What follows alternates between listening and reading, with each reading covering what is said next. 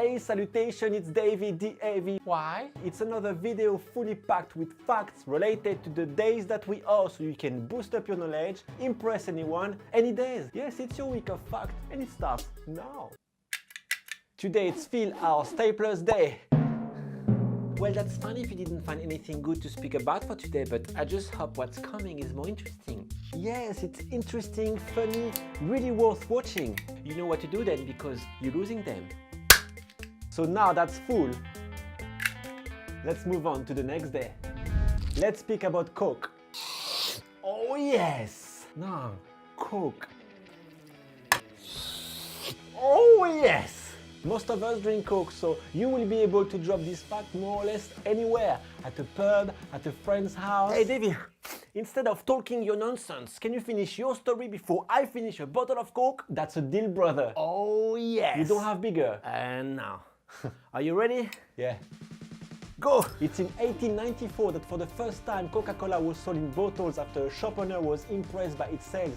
He used a common glass bottle called Hutchinson. The sexy Contour bottle was born in 1916. It was made to differentiate the real Coca-Cola from copycats. It became one of the most recognized icons in the world. It's in 1928 that for the first time the amount of Coca-Cola bottles sold exceeded the volume sold through soda fountain. You lost! You won! We are still in winter, so when you go out you might be one of those having cold ears, but for some reason you refuse to wear a hat. However, you still want to have your ears covered. So what is the best option?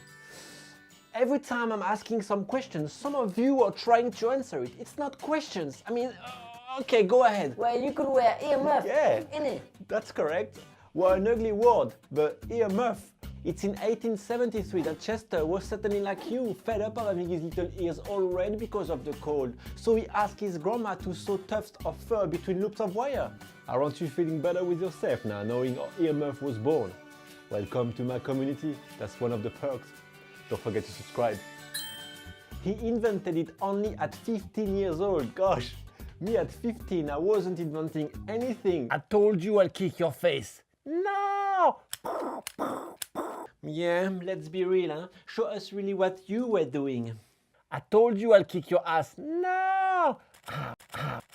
Anyways, it's today the 13th of March in 1877 that Chester received the patent. So the next time you see your girlfriend wearing a pair of earmuffs, before mocking her, it's the perfect occasion to show off your impressive knowledge. Just drop your fact, man. Earmuff. The name could have been better though. Math enthusiast, I am not going to teach you that today it's your day, it's pie day. For the others, all of you wanting to impress your friends with random facts, let's first all understand pie. Hey, I wouldn't mind a slice of pie. You get it? Okay, now that the easiest joke in the universe is done, let's move on. You take any circle, you divide its circumference by its diameter, that gives you an infinite number starting by 3, 1, 4, 1, 5. That's hot. No, that's pi. Oh my god, joke-wise, it's from bad to worst. I'm really sorry, guys.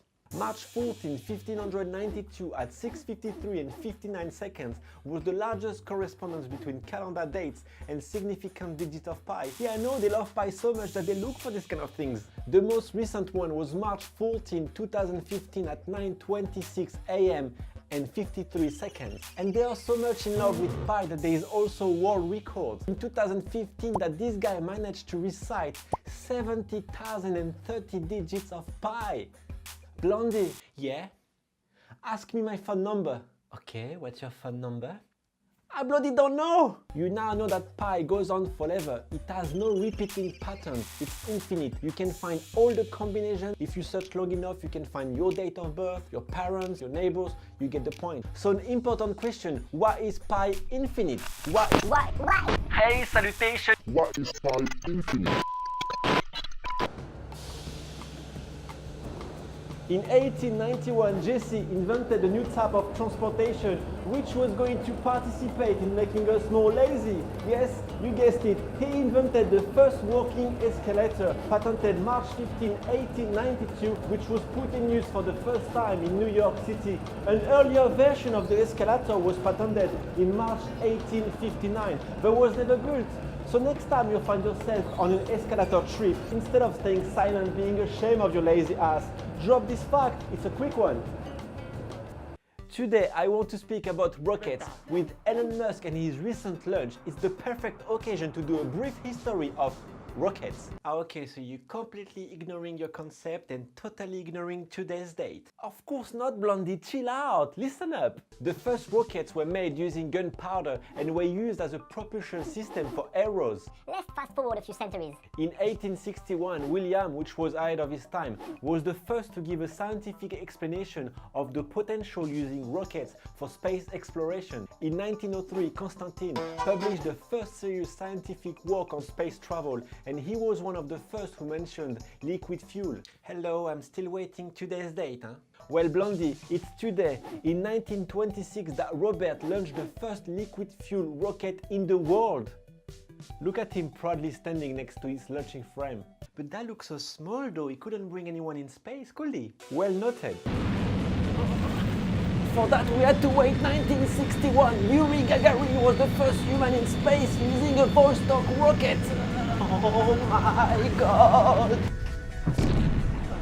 Back to present day. The spaceship Crew Dragon returned to Earth safely, so SpaceX flight with passengers could take place as soon as this summer, making it the first private company to put humans in space.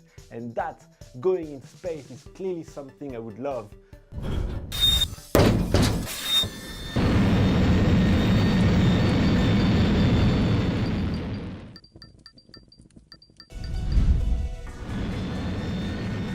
I'd like to thank Todd Foolery and Luthia for the subscribe. You should all do the same and hit that subscribe button. Ciao!